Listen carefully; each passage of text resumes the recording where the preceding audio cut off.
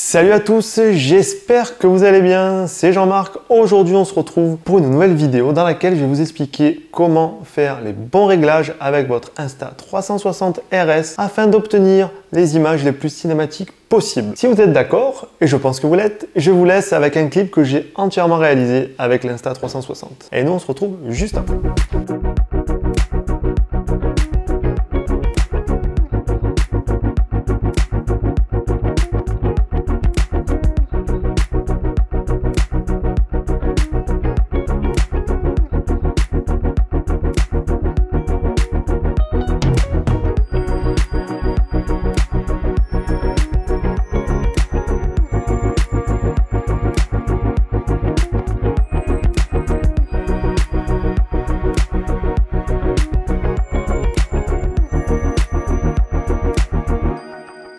Sur ma chaîne, on parle vidéo, photo, trucs, astuces. Je vous fais des petits vlogs, on part en voyage ensemble et puis on se teste du matos. Donc si ces thèmes vous intéressent, je vous invite à vous abonner, à actionner la petite cloche pour ne plus rien manquer de mes futures vidéos. Aujourd'hui, on va parler un petit peu de l'Insta360 RS que j'ai depuis quelques mois maintenant. Et je voulais vous partager quelques petits réglages à faire pour obtenir des images les plus cinématiques possibles. Alors, déjà, on va attaquer par le premier point, les réglages à faire avec votre Insta360. Alors, dans cette vidéo, on va parler principalement du module 4K boosté de 48 mégapixels. Premièrement, on va rentrer dans les réglages du haut vers le bas pour arriver dans le menu rapide et vous allez actionner la stabilisation au maximum car la stabilisation sur cette caméra d'action est excellente. Ensuite, deuxième page du menu rapide, vous allez venir actionner le quadrillage, la règle des tiers, c'est très important pour faire votre composition en vidéo. Et en page 3, on va rentrer maintenant dans les réglages général et vous allez venir me baisser la netteté au minimum car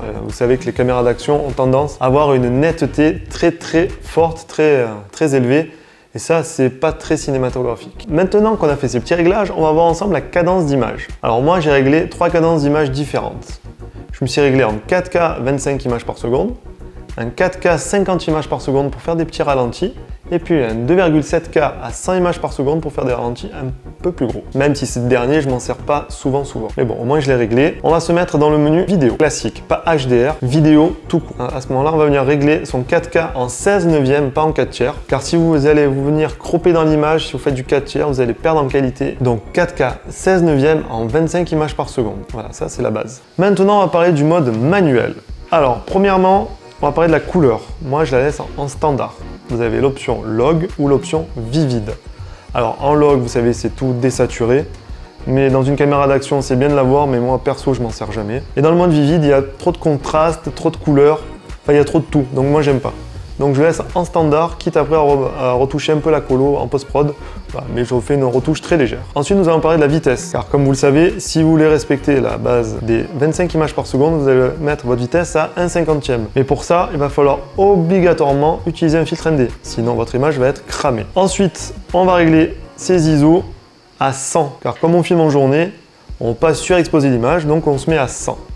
Et vous pouvez monter jusqu'à 800 voire 1000 ISO en fin de journée si vous en avez besoin, mais pas plus car après vous allez avoir du bruit numérique qui va s'afficher à l'image. Pareil, la balance des blancs, comme vous êtes en journée, on va la mettre entre 5000 et 5005. Et je vous donnerai une petite astuce en fin de vidéo sur la balance des blancs. Voilà, c'est tout ce qu'on peut régler en mode manuel sur la Insta360 One RS. Il manque quand même un petit réglage, c'est l'exposition. Bah oui, l'exposition en mode manuel, on ne peut pas la régler. Par contre, on va voir maintenant ensemble le mode automatique et là on va pouvoir régler l'exposition. Ne me demandez pas pourquoi, je ne sais pas. Alors, le mode auto, mes réglages, toujours pareil pour la couleur standard. On ne peut pas régler la vitesse d'obturation, on ne peut pas régler non plus les ISO. Par contre, on peut régler l'exposition. Et là, quand je filme en mode auto, je mets mon exposition à -0,5. Car, vous le savez, les caméras d'action ont tendance toujours à surexposer leur image. Donc moi, je baisse un petit peu la luminosité, au moins, il n'y a pas de problème. Et par contre, en automatique, on peut quand même régler sa balance des blancs. Toujours pareil, entre 5000 et 5500.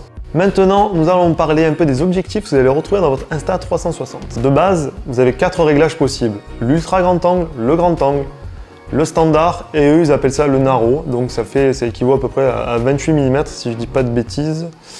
Le narrow, ça fait 28 mm. Donc voilà, mon petit conseil, si vous utilisez l'ultra grand angle, après en post-production sur l'ordi, vous allez venir cropper un petit peu. De toute façon, vous êtes en 4K, vous n'allez pas perdre de qualité. pour enlever cet effet un peu fisheye que vous allez retrouver sur les côtés, vous savez, cet effet un peu arrondi. Alors moi, ce que je fais généralement, c'est que je fais tout manuellement. Vous avez l'option de pouvoir le faire manuellement. Donc voilà, moi je jongle entre le grand angle et le 24 mm. Voilà. C'est ce qui me convient le plus pour faire de belles vidéos. Maintenant, je vais vous montrer quand même comment régler le menu rapide. Donc faites un clic en haut à droite sur la lettre Q et à ce moment-là, vous allez avoir le menu rapide. Alors moi, j'ai réglé la 4K, donc comme je vous l'ai dit, 16 neuvième, 25 images par seconde. La 4K en 16 neuvième en 50 images par seconde pour faire des petits ralentis. Et puis après, je me suis fait un petit 2,7K en 16 neuvième à 100 images par seconde pour faire des plus gros ralentis. Donc tout simplement, une fois que vous avez fait votre réglage, je suis en 4K en 16 neuvième 50, ben, je vais sur le Q et j'appuie sur les deux flèches qui forment un rond et il va me dire, voulez-vous sauvegarder ces presets, ce preset pour shooter? Je dis oui, je confirme. Et du coup, voilà, ça va être sauvegardé. C'est tout simple. Maintenant, petit tips avec cette caméra, mais pas que, utilisable sur toutes les caméras. Quand vous filmez en extérieur et que vous rentrez dans des bâtiments, je vous conseille de mettre votre balance des blancs en automatique. Ça va éviter cet effet de changement de luminosité quand on rentre et quand on sort d'un lieu. Voilà, c'était le petit tips du jour. J'espère que la vidéo vous a plu. Si c'est le cas, dites-moi-le en box commentaire, laissez-moi votre plus gros pouce bleu, abonnez-vous si ce n'est pas déjà fait, et puis nous, on se retrouve, comme vous le savez, dimanche prochain à 18 h pour une nouvelle vidéo. Et d'ici là, sortez, filmez, faites des photos. Si vous voulez les partager, que je vous donne d'autres astuces, d'autres conseils, vous avez mon mail dans la description, n'hésitez pas à m'envoyer des mails. Et puis nous, rendez-vous dimanche prochain, et d'ici là, faites attention à vous, allez bye bye.